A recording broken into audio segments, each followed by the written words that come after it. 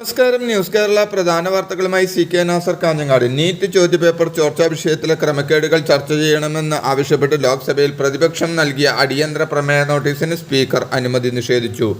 ഇതിൽ പ്രതിപക്ഷം പ്രതിഷേധവുമായി രംഗത്തെത്തിയതോടെ സഭ പ്രക്ഷുബ്ധമായി.